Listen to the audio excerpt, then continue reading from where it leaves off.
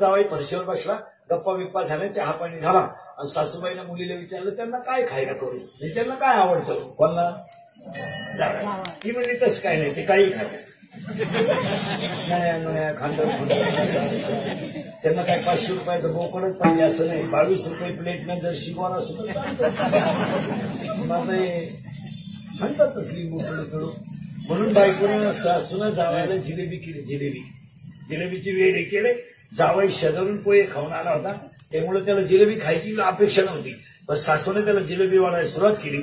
रस्त्या घरामध्ये वट्यावर 7 दिवसाचा उपाशी भिकारी आहे, त्याला अन्नाची नितांत गरज आहे, पण हा घर त्या जावयाला चालला, घ्या ना, पण त्याचा करगुटा तुटला, एवढी जिलेबी हल्ली त्याला.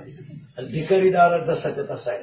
सगळं झाल्यावर जावाई म्हणला संपली मामी कॅपॅसिटी.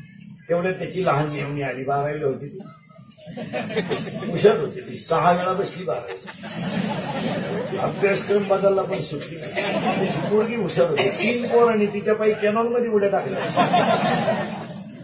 तशी भंगार पोर ती आली, तिने हातात येटोळ घेतलं जिलेबीचं आणि त्या मेवण्याला म्हणली, दाजी प्लीज टेक 1 येटोळ, दाजी प्लीज टेक 1 येटोळ. तर मला मा झालंय वाटोळ. त्याने सांगितलं घ्या ना, पण शेवटी स्त्री आहे महाराज, स्त्री म्हणजे काही खेळ नाही. कापड दुकानं पुढे प्लॅस्टिकची बाई पाहिली तरी माणसं उभी राहिले.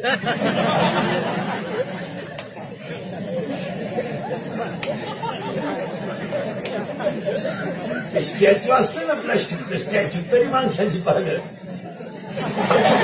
प्लास्टिकचे काय हाते आहे. स्त्री भाऊती नुसती गालात हसली तर माणूस जमिनी किती.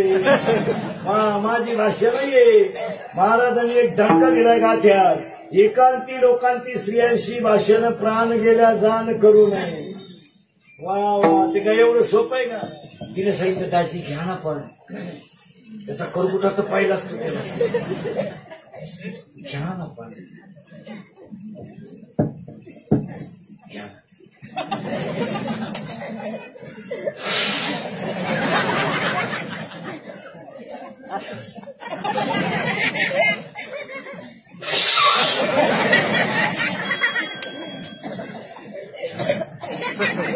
तिने त्याच्या तोंडात येटोळ घातलं, ते उठलं, त्याला वॉमिटिंग झालं. वॉमिटिंग म्हणजे उलटी झाली भिकाऱ्यापुढं. गोष्ट नाही बरं काही, उलटी झाली भिकाऱ्यापुढं.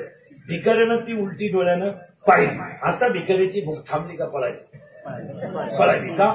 उलटी इतकी घाण आहे, उलटी इतकी घाण आहे, उलटी इतकी घाण आहे का 7 दिवसाच्या उपाशी असणाऱ्या भिकाऱ्याची भूक पळाली. तुकाराम महाराज म्हणजे मला देवाचं नाव का आवडतं, उलटी इतका परपंच तुच्छ आहे, वमनते मनी वैसळी. झालं ग्रंथातलं काय करायचं, ग्रंथगंज कपाट भरे. आपल्या डोळ्यातली एक वाक्य सांगा, आपला खिस्सा रिकामा झाला आणि अंगातली ताकद रिकामी झाली का पाहुणे रावळे मित्र एक खटी वारले आखे. पूर्वी जशी पटकी यायची ना, पटकी, आपला खिस्सा करत नाही तोपर्यंत पाहुणे रावळे बरं का. नाही नाही नाही, एकदा वाक्य नाही का, एकदा इंद्रिय खिस्सा रिकामा झाला आणि शरीरातली ताकद संपली. महाराज 4,30,000 माणसं रावणाच्या घरात होती. 4,30,000 रावणाच्या घरातली माणसं कशी होती हिशोब लिहून या.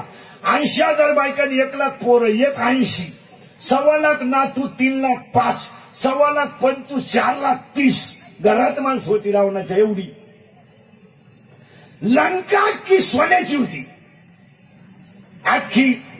पण महाराज रावण जेव्हा मेला, तोंडात घालायला फुटका मणी नव्हता. रावणाच्या बापाची जमीन इकली, ट्रॅक्टर घेतलाय, ट्रॅक्टरवर नाव लिहिलंय भाग्यलक्ष्मी.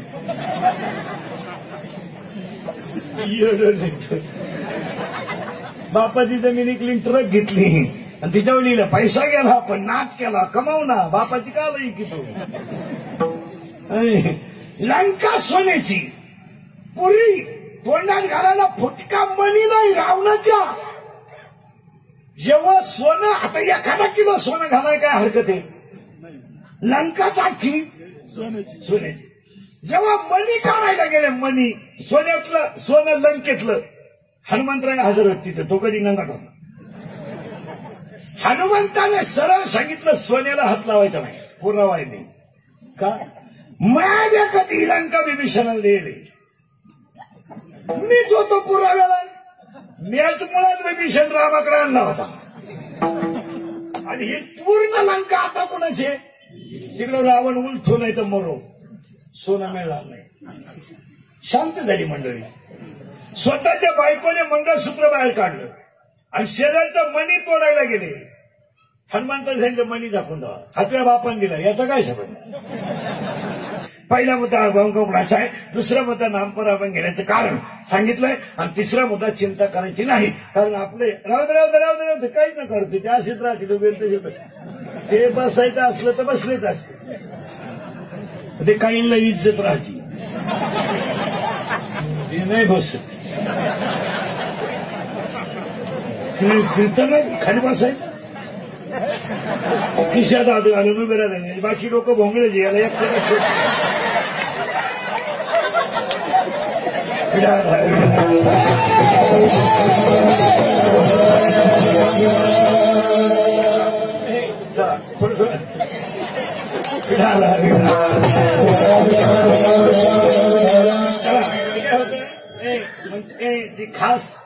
जी खास जाणकार ऐकणारी माणसं असतात ना कीर्तन, त्याला ते विक्षेप चालत नाही. ते मूड खराब होतो ते ऐकणाराचा. कीर्तनाला सुरुवात आता अंतरंग झाली ना, मग शेवटपर्यंत तो अंतरंगच पाहिजे. ते ऐकणारच समाधान होतं. आता आपण सुरुवात कुणी केली? अंतरंगात केली. मग ते विक्षेप चालत नाही त्याला. चला गेलं बॉम्बाला सगळे. मंदिर चिंता करायची नाही का? आपल्या हातात काही नाही आणि गॅरंटी घ्यायची नाही. चिंता कशाला करते? काय आणलं काय होतं तसं, न्यायचं काय, मग कशाला चिंता करतो? याची काय गॅरंटी? हातात घेतलेला घास तोंडात गेला तरी जेवला.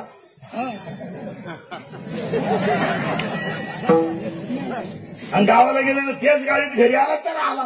तो जर अँब्युलन्स मध्ये आला गेला, त्याची काय गॅरंटी? माझी भाषा थोडीच आहे, पुरावा आहे त्याला. शरीर दयाचे ठेवणे का धरशी अभिला असावणे. हे जाणारच आहे तर चिंता करायची काय गरज आहे? काय आलेलं होतं येताना? आजीबाई म्हणते मी गेलो पप्प्याचं कसं होईल? तू जाणं गरजेचं आहे. तूच पप्प्याची बिस्किटं खाते, तू काय पप्प्याची? अहो जगात सगळे शोध लागले. त्या उत्तर आता पटापटा. जगात सगळे शोध लागले की नाही? सगळे शोध लागले. मग रक्त बनवायचा कारखाना कोणी काढला नाही? झालं फायदा काढला का कोणी? नाही. बोलायचं नाही. दुसरं वाक्य, झाडं लावा झाडं लावा झाडं लावा झाडं लावा झाडं लावा झाडं लावा. देश वाचवा, पर्यावरण वाचवा, पर्यावरणाचा समतोल टिकवा. मुतारीवर लिहा, संडासावर लिहा, भितारीवर लिहा, टीव्हीला पट्टी द्या, सगळीकडे द्या, झाडं लावा. मग लावलेली झाडं गेली पुढं. इंग्रज गेल्यापासून झाडं लावतोय आपण. परत इंग्रजी याची वेळ आली. दरवर्षी वृक्षारोपण खड्डा तोच, पण त्या झाडाला पालवी कोण फोडतो? शोध लागला नाही. दुसरं वाक्य. तिसरं वाक्य, मेडिकल सायन्स हाय डेव्हलपमेंट झालं. पांढऱ्या पिशी कमी पडल्या, बराचसा लाईन. तांबड्या वाढल्या, बरं उलट सलाईन. दोन्ही कमी झाल्या, उचला त्याला. आता काय करतात? पण माणूस मारताना काय जातं याचा शोध लागला? लागला? माणूस शोध लागला नाही. डॉक्टर देखत पेशंट गेलं. डॉक्टर उभंच होतं कानात वायरी घालून. गेलं बिल बिल बिल. तिसरं वाक्य. चौथं वाक्य, श्री गरज आहे हो. तिसरा महिना आहे हो, चेक करून आणा. मुलगी आहे का? ठेवू नका. मुलगा आहे का? राहू द्या. मुलगाच का ठेवा? तर तोच फक्त बापाला खात्रीशीर आणू शकतो.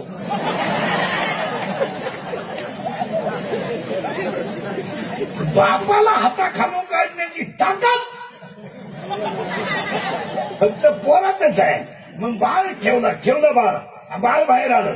आईच्या असताना दूध तयार झालं, पण त्या बाळाला लागणारी दुधाची उत्पत्ती कोण करतो? एक वाक्य सांगा मला. एक वाक्य नीट ऐका बघा. बाळ जन्माला येण्याच्या अगोदर बाळाच्या दुधाची तयारी केली जाते, याला देव म्हणतात. बाळ जन्माला येण्याच्या अगोदर त्याच्या दुधाची उत्पत्ती केली जाते. मग कोण करतं दुधाची उत्पत्ती? नाही. म्हणजे एखादा कमी मेंदूचा डॉक्टर म्हणेल घडू शकतो, नैसर्गिक आहे. नैसर्गिक आहे तर पोराच्या बापाला का माहित? त्याचा नियमवाद आहे ना. मग एक टाइम पोरग त्याच्या आईला पेलं पाहिजे, एक टाइम त्याच्या बापाला पेलं पाहिजे. पण बापाला पोरग का पेत नाही? 9वा अध्याय. म्या बोलविल्या भेद बोले, म्या चालविल्या सूर्य चाले, पर्वत बहिष्कार न सांगावी, समुद्र रेखा न ओलांडावी. 12वा अध्याय. काय म्हणते या भक्ता? संसाराची चिंता आणि काय समर्थ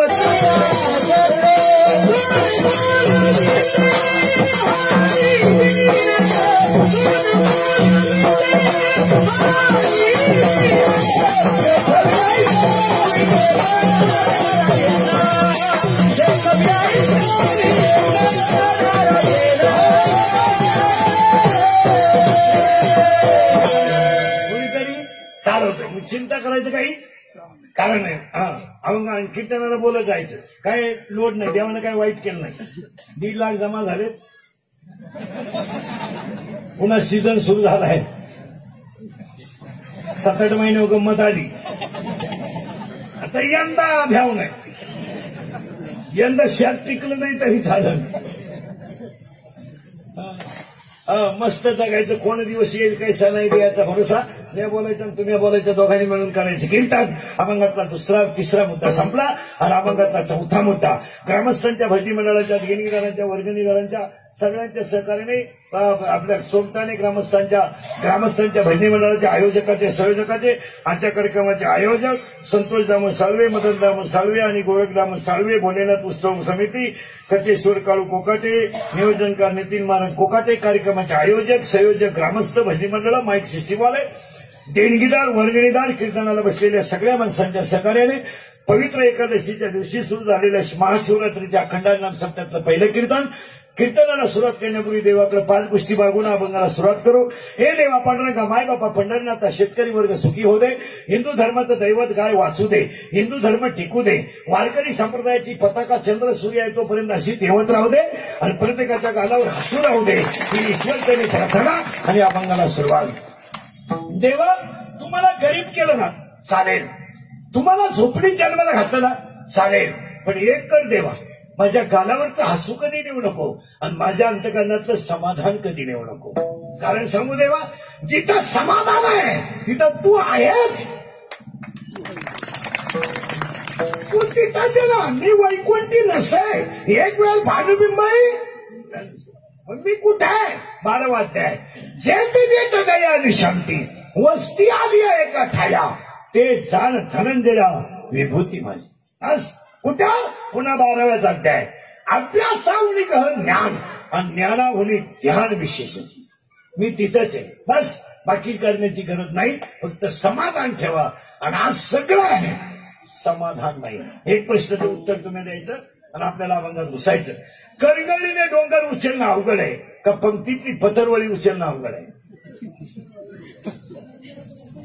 निवांत डोकं खाजवा.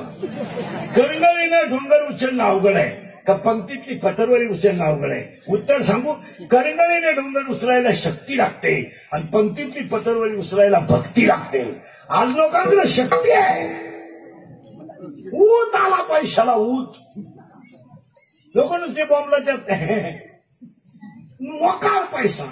ज्याच्या कालवाला नाही तेल, त्यानं 3.5 लाख घातले ग्रामपंचायतीत आणि सदस्य झालं येड. आणि बायको कांदे लावायच्या टोळीची मुकादम झाली. लोक तिलाही दिली मोकळी का व्हाय, मोकळी.